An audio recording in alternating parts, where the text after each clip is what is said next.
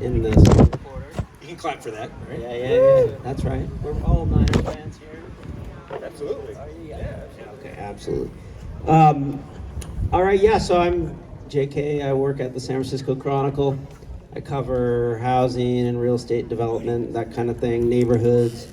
And so we're going to have a cordial conversation tonight about dueling housing measures D and E. I'm not going to talk too much because I think probably most people here sort of know what they're about, basically. But Measure D came first. The mayor was trying to get it on the ballot for a couple of years, and finally went to gathered some signatures and got it on there. And it would streamline both 100% affordable housing, as well, which is also streamlined under state SB 35. And it would also streamline moderate and middle income housing. For example, up to a project could have an average of 120% AMI, which is about 150 grand. On the Measure E, targets lower income levels. It would also streamline 100% affordable project, which is that SB 35 does too, but it would cap it at 80% of AMI, which is about 99 grand for a family of three. So that's one difference.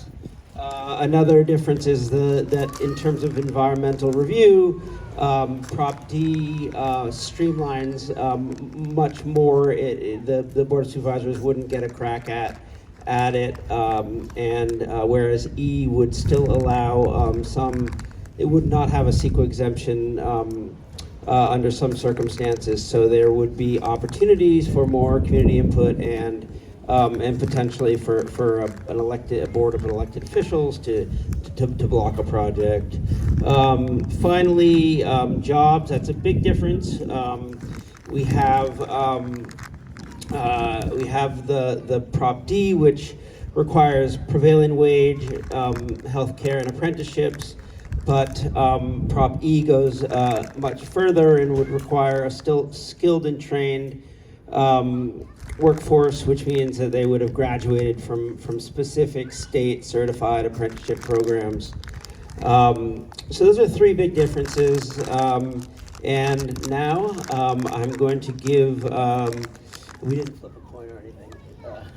I'm going to give Rudy the first crack at it. I think I get closed. Okay. I was going to say I get the final remark on the agenda for closing, so I would be happy All to let right, Todd yeah. as a sign of Let's good do work. it that way. Yeah. Do you want So- me to keep time? Sure, that would be great. Okay. Yeah. So 3 minutes for kind of make your case. Are we ready? All right. Hi, my name is Todd David. I am the, what's my name position? Oh yeah, I am the Director of Special Projects at the Housing Action Coalition. I was the immediate previous Executive Director of the Housing Action Coalition. So here's really, at the end of the day, here's the difference between Prop D as in David and Prop E as in Edward. And I'm probably gonna use that a lot because sometimes D and E, when you say it quickly, sound alike. So Prop D as in David will actually get housing built. Prop E as in Edward is about maintaining the status quo. And we really just have to look at the way that both measures treat 100% affordable housing. Let's just look at that.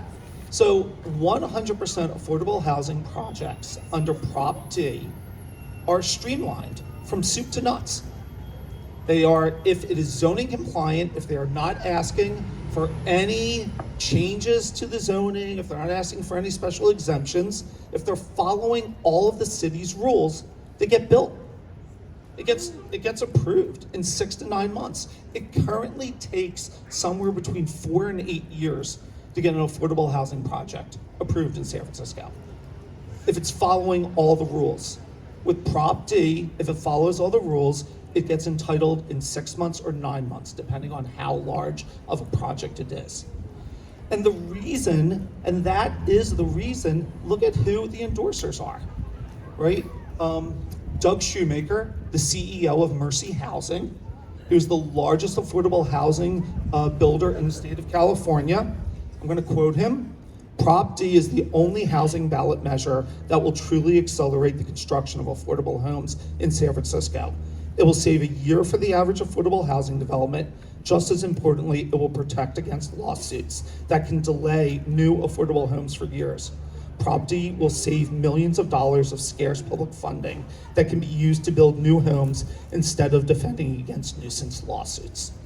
So Doug Shoemaker, CEO of Mercy Housing, Mission Housing Development Corporation, a nonprofit affordable housing developer in the Mission, they support Prop D and oppose Prop D, and Habitat for Humanity.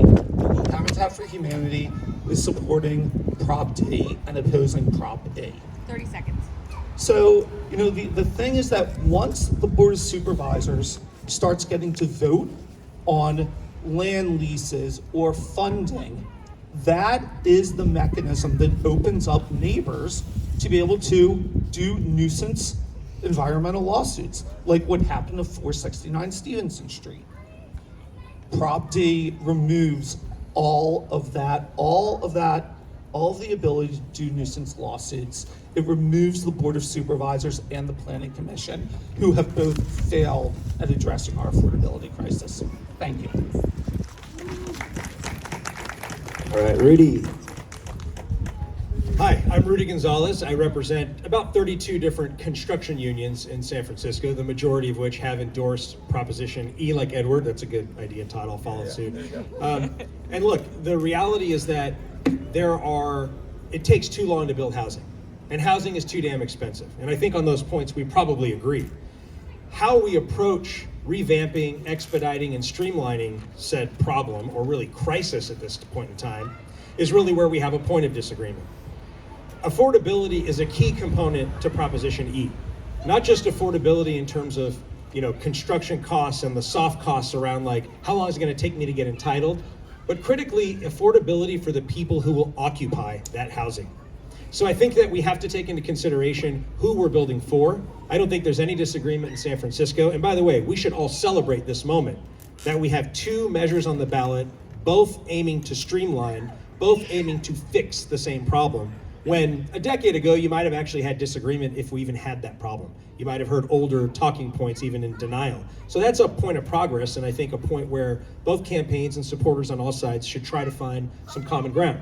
Now, I'm an adamant supporter of E because E is targeted for educators, it's targeted for the blue-collar construction workers I represent, it's targeted for nurses and firefighters, all of which are a workforce that is missing, and they're a key ingredient to the sustainability and viability of our city, not to mention just serving the needs of our public.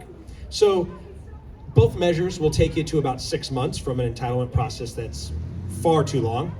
But importantly, Proposition E is going to guarantee or at least create a market condition that incentivizes actual production of housing.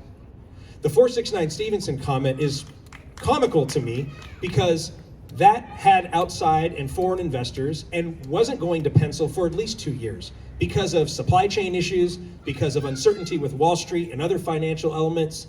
The reality is we need a stopgap, we need public oversight, not interference, but public oversight that makes sure that if we're gonna fund with taxpayer dollars an affordable housing project, because that's who builds 100% affordable. Doug Shoemaker builds 100% affordable with our tax dollars and tax credits. There needs to be some measure, a reasonable measure of review by the elected officials that we trust to guard those public dollars. Thank you. And then finally, I will say that on the key piece here, there are restrictions to, there are safeguards, guardrails, if you will, to make sure that construction takes place in Proposition E with a 24-month window. You can't find that in Proposition D like dog. You'll find it in E like Edward, because you absolutely need to guarantee you don't incentivize and streamline entitlement to further speculation. We need to incentivize actual construction to boost our economic recovery, give people paths to good union jobs, and actually build more housing in the city. Thank you. As a follow-up to that question, as most of you know, we have a lot of approved projects in the pipeline. To Rudy's point, about 60,000 units or more, some of which were approved back when I was at my last job, like more than 10 years ago. So both actually Prop D allows 36 months, and Prop E 24 months in terms of, after you get all of your approvals and your permits, you have to start construction. I guess I'm wondering, how realistic is that? And I mean, we've got Park Merced and Schlag Lock, Candlestick Point. A lot of these projects were probably approved when John Avalos was on the Board of Supervisors. Some of them were, and they're no closer to being under construction today than they were then. So, I mean, given that reality, both of these measures would actually increase the percentage of affordable units. E would bring it from 22% to 30% if you're getting streamlined, whereas D would bring it from 22% to 25%. I mean, both of those, I hear all the time from market rate developers that nothing works at 22%. So how, given the paucity of construction cranes in the city right now, and the fact that there's no new projects coming in, how realistic is that, and what are you going to do to get some of this work going so your members are off the benches and your members are building? Yeah. So thank you for pointing out that Prop D does have 36 months for use it or lose it provisions, because Prop E's campaign seems to have a pretty casual relationship with the truth and seems to put things out there that are just factually not accurate. So the way that we do this, so there's a couple of things, right? If developments have predictability, right? If they know, like, hey, if we follow all the rules, right? If we follow all the rules and we're going to be approved in 6 to 9 months and not 6 to 9 years, that they don't need the same level of return and the same level of an investment. I also want to be very clear, and I think this will be something that Rudy and I will also agree on. Neither Prop D nor Prop E on its own is going to solve the affordability and displacement crisis. It is one thing that needs to be done. Right? It is the streamlining. We need to rezone San Francisco to allow affordable housing in every neighborhood. We need a constant and new source of funding to fund 100% affordable housing. And we need the political will for the Board of Supervisors to say, like, yes, it is okay to have apartment buildings in our neighborhood. It's not going to ruin the West Side, it's not going to ruin Noe Valley. So if anyone's saying that either Prop D or Prop B is going to solve, it's the silver bullet, I would not believe them when they say that. But I do think that that if a measure is going to make it more predictable as to timelines, that is a really good step in the right direction. It'll be faster to things being feasible. Great. Rudy? Well, it's kind of a trick question. What we're talking about from a public policy standpoint is trying to create market conditions for the real estate market to hopefully do the right thing. Now, I might get my capitalist credentials revoked after this because I am in the Building and Construction Trades Council now, but you can't rely solely on the real estate investment market. And case in point is right now, coming out of the recession, with the supply chain uncertainties alone, you have projects that are fully entitled. In fact, we have thousands of units on Treasure Island, covered under a project labor agreement, community jobs agreement, right, to get apprentices, local workers on the job, financed, ready to go, entitled. Prop D or E wouldn't have any effect. In fact, based on the affordability that was proposed at Stevenson, I don't know that E or D would have even had a true impact on those. But I do have to call out that we're trying to, from a public policy standpoint, engineer something we can't control. And the sooner we actually acknowledge that and we stop pretending that you can beat up on a legislative body or beat up on an administration in room 200 or beat up on a certain piece of legislation, and we actually acknowledge that what we're dealing with is a crisis of a capital strike. They don't want to actually build right now because market rate developers need profit. The system itself requires to pencil that a market rate unit subsidize a below market rate unit. That is a fact. So if we're not talking about building affordable housing without funding mechanisms like social housing, then we're also missing kind of the long game. And I think on that point, with some qualifications, I would agree. JK, you represented that it's 36 months and 24 months, and I don't think that's exactly accurate. I think depending on when you're looking at pulling a permit and what level of capital is already invested in a project, that 36-month window can look a lot different and a lot longer, in fact, than 24 months from when you're actually entitled. So I do think that there's a technical distinction there. Yeah, I just want to say this 469 Stevenson Street conversation about, oh, it doesn't matter, like it wouldn't have penciled anyway. Like, that is like a guess upon a guess, right? Well, with all due respect, can I please finish? negotiated the Can I developer please agreement. finish? Can I please finish? Yeah, and How with much all, time for each Yeah. side?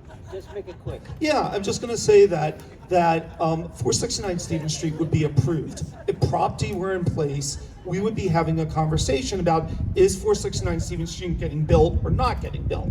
We wouldn't be having it wasn't going to get built anyway. Like, so I think it's a little bit convenient. And by the way, you supported 469 Stevens Street, and I we're did. annoyed that the Board of Supervisors blocked it. All right, let's, Yeah. we've talked Can I plenty respond to about that 490. directly Okay, yeah, to me? sure. I'll just say, I actually negotiated the deal with the developer, okay? And the project was a shrug off at the end. It was frustrating as all heck because I think really the planning department didn't do the best job they could have at articulating it. They dropped the G word in the middle of the conversation, gentrification, and the whole conversation went sideways. They were not gonna build right away. They were gonna entitle the project, it was gonna sit for 2 years because rents would not have returned a profit. And so it gets back to this point where we're trying to engineer an environment and hope. And I don't know about you, but I don't believe in trickle-down economics as it relates to housing. I think that will fail us. It's continued to fail us. It's why we're in this crisis. All right. So back to D and E. A common complaint that I hear from average city residents, who aren't necessarily political insiders or housing people, is just a sense that over the last 15 years, a lot of the housing that has been built has, I think it was pointed out, maybe Mandelman or Kate Stoya pointed out that it's really the top of the market, or it's subsidized 100% affordable project at below 60% AMI. I guess I'll target this question towards you, Todd. What is to say that the units created under Prop D won't be more of the same? Well, yeah, I mean, this is, so let's be clear. We are in this situation of that either luxury units luxury units get built, or low-income affordable units get built because of policy decisions. It's not that was the choice that we made or the Board of Supervisors made and the mayor made, right? We have decided to put a whole bunch of fees and a whole bunch of exactions on our market rate units, as I'm saying we should. But if you do that, then if you basically try to solve all of San Francisco's ills on the back of housing, then what happens is that the only housing that pencils is luxury units. That is a policy decision that we made, right? So if we wanted to target middle income housing, we could do things like, if someone's building, housing for targeted 140 AMI, we could do things like, we're going to relieve them of certain impact fees and certain, right? Those are choices we choose. We choose not to do that. So I don't want to just be like this, oh my God, how did this happen? These are policy decisions that were made for better or worse. So here's Prop D. Prop D is in David. It follows the definition of affordable housing that is set out in section 415 of the Planning Code. San Francisco defines affordable housing currently up to 150% of AMI and up to 160% of AMI for educators. And so 415 of the planning section, I have it printed out. Just because someone yells out, no, it doesn't mean that that's accurate. It does. 415 of the planning section. And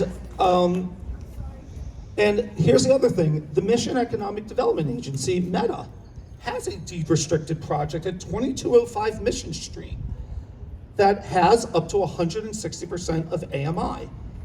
And I've yet to hear anyone from Prop E say that project is somehow gentrifying the Mission, but yet 160% of AMI in Prop D, as in David, is going to cause all types of crazy gentrification. The other thing is that our measure limits per neighborhood. You cannot charge rent more than 80% of the area median rent. So in neighborhoods, so our measure does, if you can figure out 100% affordable housing project that goes up to 160% of AMI, and a neighborhood that 160% of AMI is 80% of the neighborhood rent, what we are doing is we are creating first-time home buyer opportunities in Prop D. And that is why, again, Habitat for Humanity supports Prop D, because they are focused on first-time home buying opportunities. Thank you.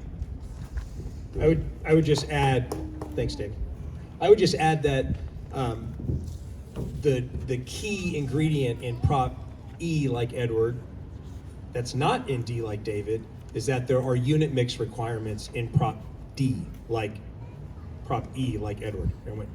Got it back. But there is a, I'm going to do a little so- fact check the D does follow the cities.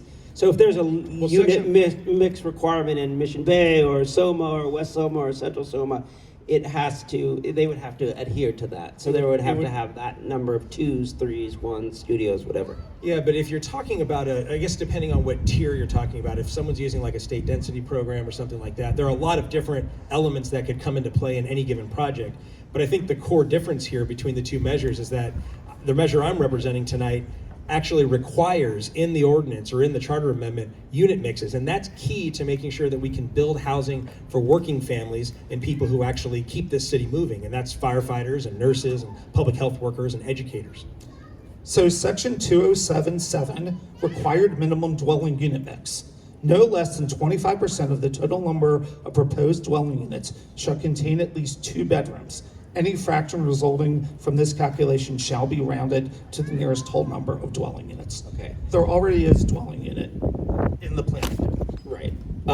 There is, but it's not tied to any conferred benefit. It's not tied to streamlining. What we're offering here from both campaigns, I think we'd agree, is we're offering a huge economic benefit to a developer, right? We're trying to, again, incentivize in this market.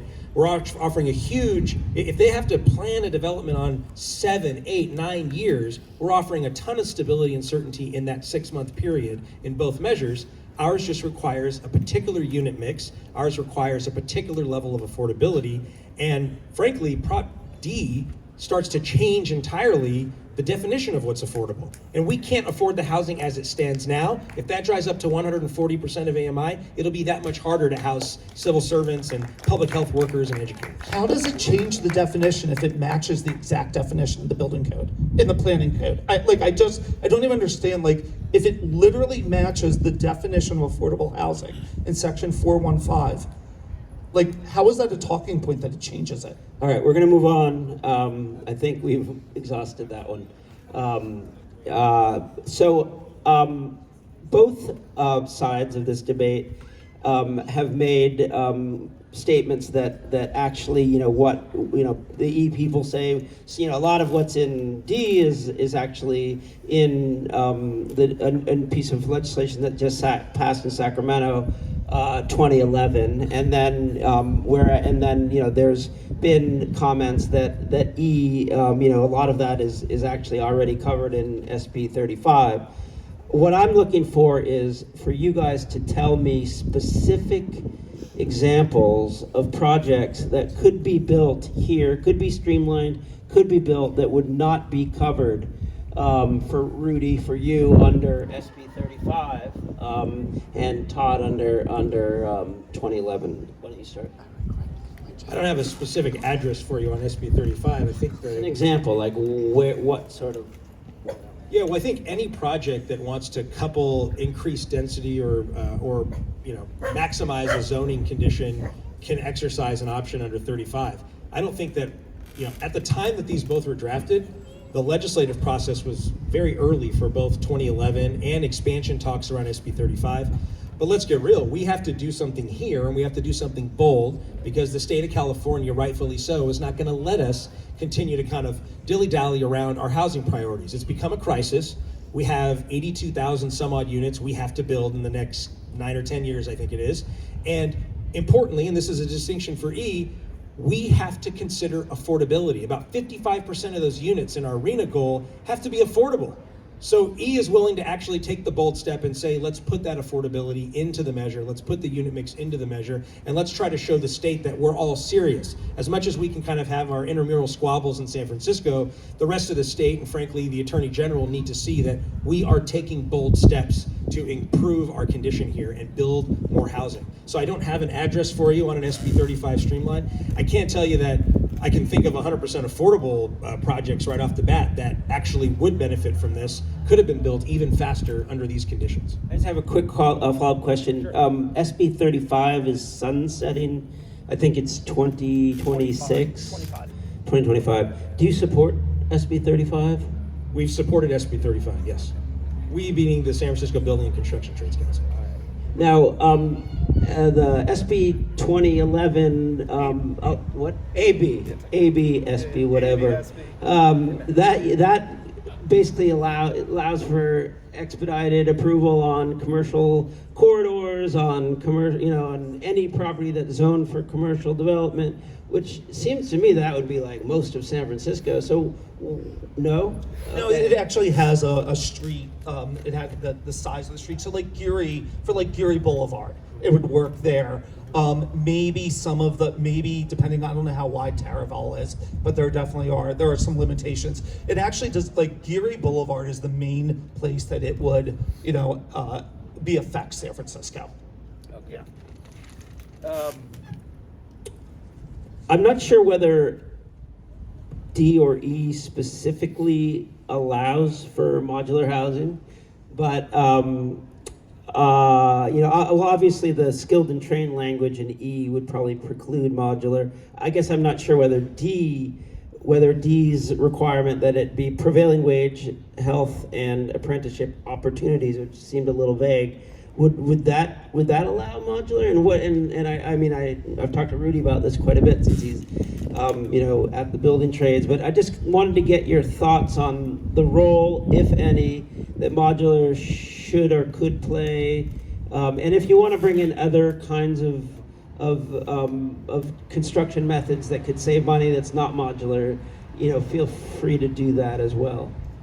Sure. So let's start with the first question. I do know some members of the Carpenters are here so that they can probably answer the question in more detail than I am. I can just tell you what my understanding is that it's my understanding that specifically Factory OS, which is a unionized factory build housing out in Vallejo that the Carpenters have organized, that the workers there are, by San Francisco rules, considered skilled and trained. I think that this is an area of, and Rudy's more than welcome to follow up on this.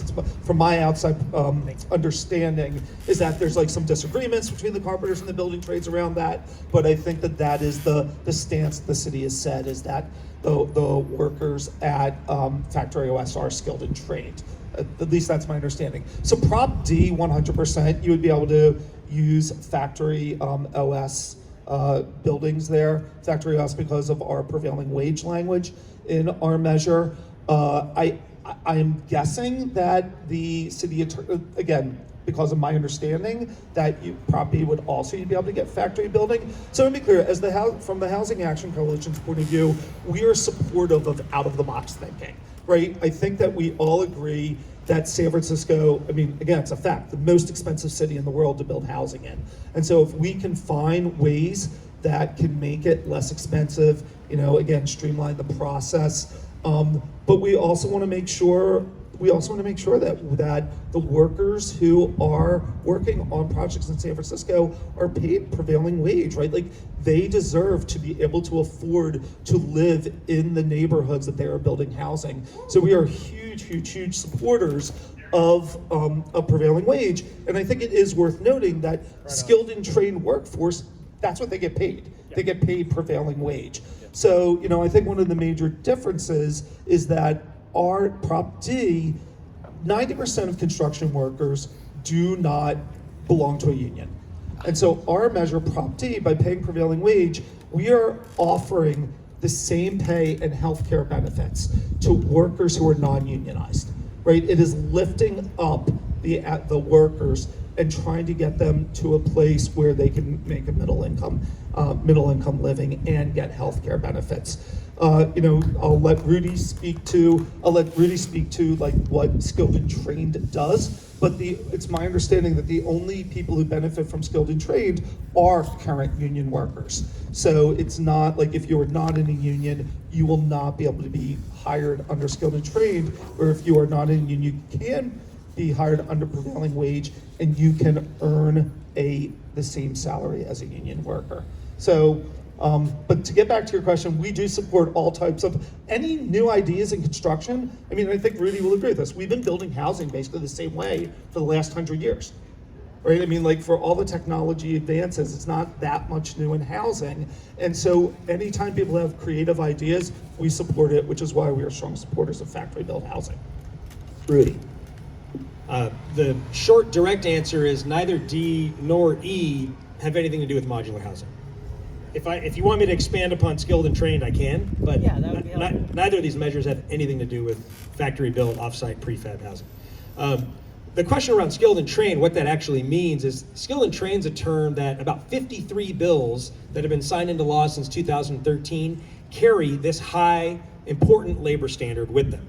And these bills really require that the State Division of Industrial Relations monitor and set by craft worker, so carpenter, electrician, cement mason, any craft worker that's an apprenticeable craft, a certain number of them, or hours on that job, hours of work performed, must be performed by a graduate of a registered apprenticeship program. Because you'll have employers who will see apprenticeship, with air quotes, right? Apprenticeship as an opportunity just to pay people less. What we see apprenticeship as is the golden ticket to the middle class. It's one of the last opportunities to learn a trade, get paid a full wage, family-sustaining wage, have employer-sponsored health care, which is jointly administered by their union and their employers, and have dignity in retirement, and have a voice on the job. It's why our jobs are safer. It's why our jobs are more efficient. It's why our jobs are better. If you want it built right the first time, we say, build it union. And that goes for the carpenters too. I won't fall for any trap to diminish one of my own affiliates. I am proud. The joke we made before this started was, I'm not sure this chair came from a union movie set. And someone made a comment about a carpenter. I said, I wish this thing were built by a carpenter. I'd feel more confident I wasn't gonna fall through it. But look, the skilled and trained requirement is really just about how many workers and what percentage of the hours on that project. So I think for a carpenter, Daniel, was it 1 or 2 out of every 10? Do you remember? I think for a carpenter, it's like 1. So 1 person out of every 10 on that job would have to be a graduate from registered apprentice. Is it a higher bar? Yes, but what it does is it moves the pipeline of apprentices. Now in San Francisco, we've got about 1,200 people locally out of work, the vast majority of which are skilled and trained.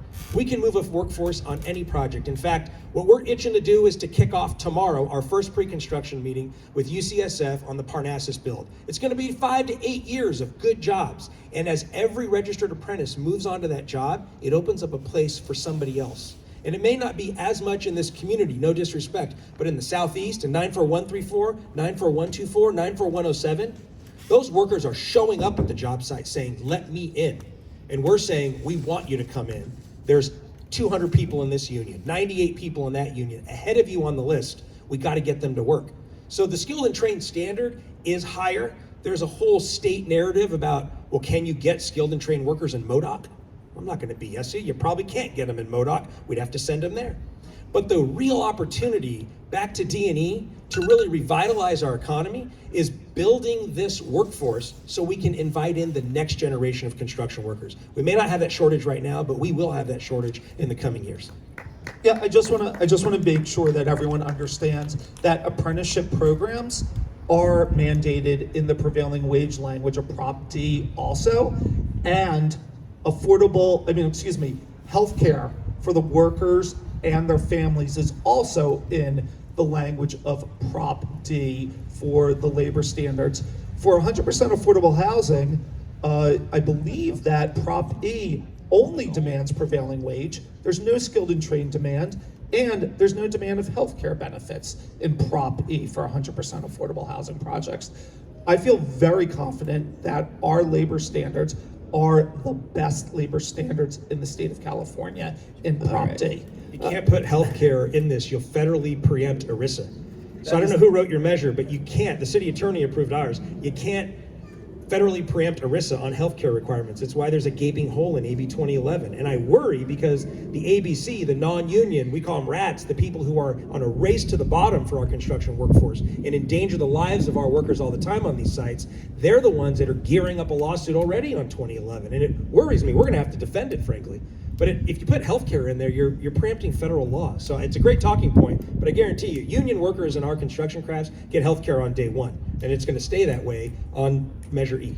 Well, I'll tell you what, we can bet a beer and see Okay, if they're, all right. we'll bet each other a beer and we'll see if the lawsuit, because I am confident, because the city attorney signed off on our measure. Does a also. winner get to pick where we have the beer? Yes, the winner gets Because you're to wearing pick Oakland A's colors, and I'm a Giants fan. That's right, that's fine. All right, We can bet this is over a beer. this is tangentially related to E and D, but I mean, so both E and D would, as I mentioned before, increase the percentage of affordable units. D more so than I mean E more so than D, obviously. But right now, the Board of Supervisors and the mayor have kind of reappointed the technical committee that is going to look at feasibility of the current level of affordability, which is 22%.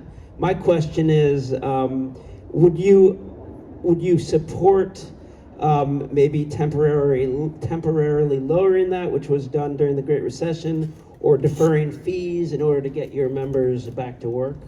Rudy? I can speak as an individual and a person in the building trades. I can't speak on behalf of every part of our coalition, be it the environmental movement or the firefighters union or any of the other groups that have endorsed Measure E. I can tell you that I think that when you're in a time of crisis, you have to think creatively, you have to think outside of the box. I think that all requires community input, and to take it back to Measure E, I think that's where you get accountability. You get it in community input.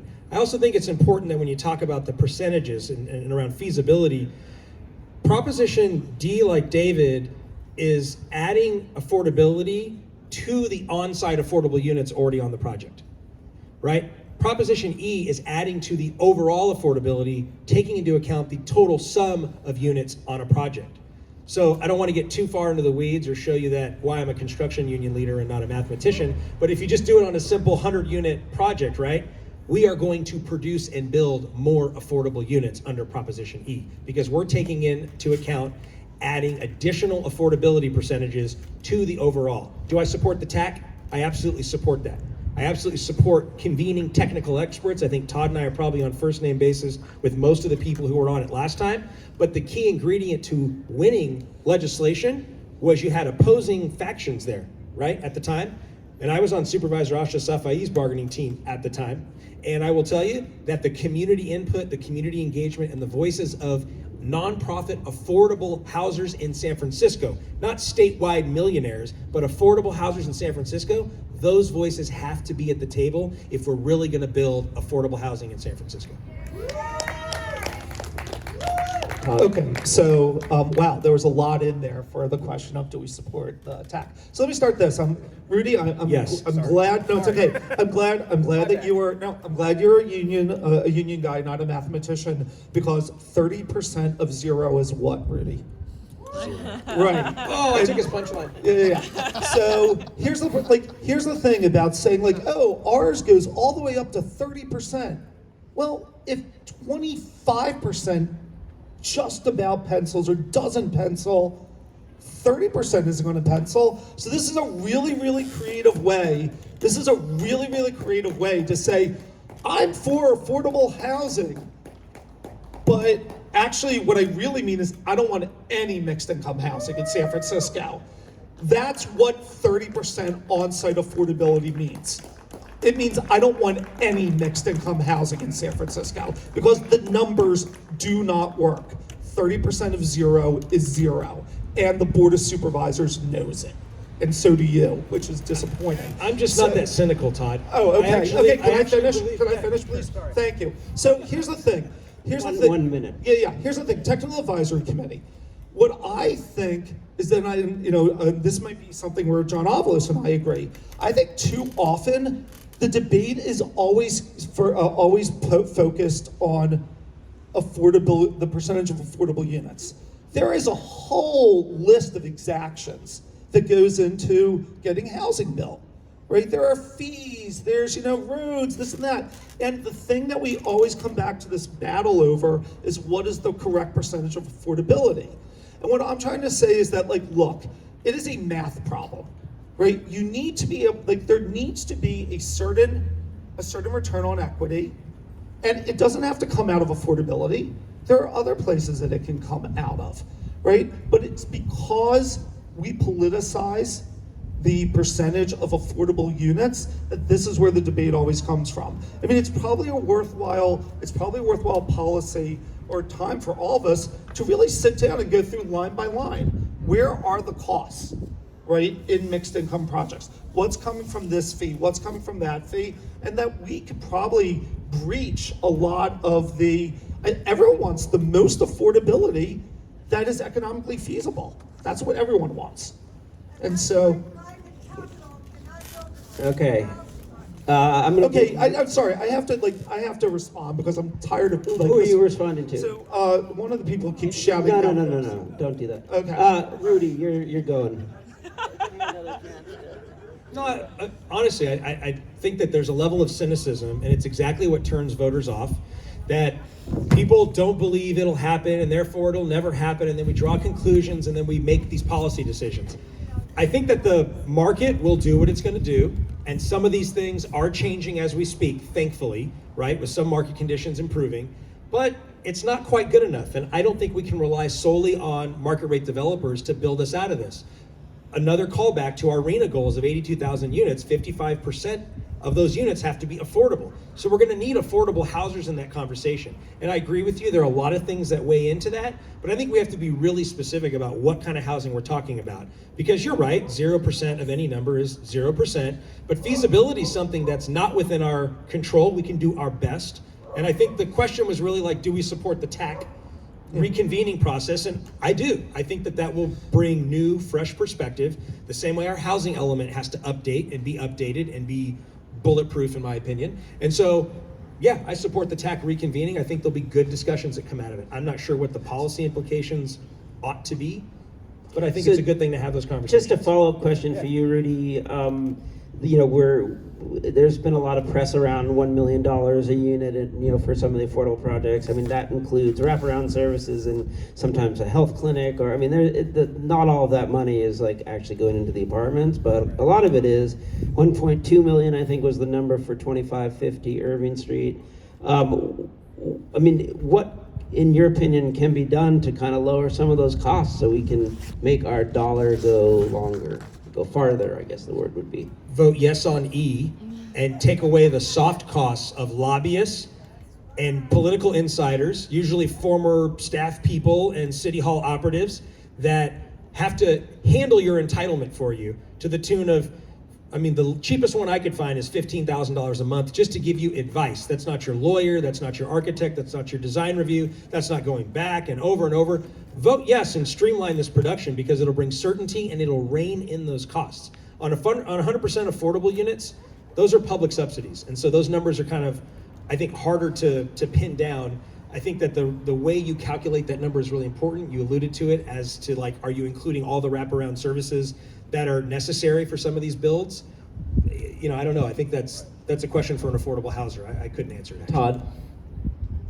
What is the How are we going to make it cheaper to build housing, affordable and market rate in San Francisco? Yeah. So I want to start with the somehow, and I heard Supervisor Mandelman say it, and it's just kind of fascinating to me. I don't know of any serious housing advocate who comes and says market rate housing is going to build deeply affordable housing. No one says that. What we say is that we need, when I was talking, what are the things we need? We need a full-time and consistent subsidy for affordable housing. So 100% affordable housing, nonprofit developers can build them. No one is saying that the market is going to build deeply affordable housing. Now the market will build mixed income, middle income housing if we allow it to. So I just want to I think this dichotomy of the pro housing people are saying the market is going to build deeply affordable. I know of no one who says that. I just want to be clear, except for people who oppose housing. There's only people I hear who say stuff like that. I think that the way that we get things more affordable, look, we have to look at what's it called, not the labor costs, but the supplies, right? Again, we've been building housing using the same, materials for the last 100 years. Like we live in the hotbed of technology. We need to kind of embrace, new technologies. There's something called cross-laminated timber that is a new technology that's like a third option for steel or concrete for high rises. So that would be a new material that potentially can bring down costs.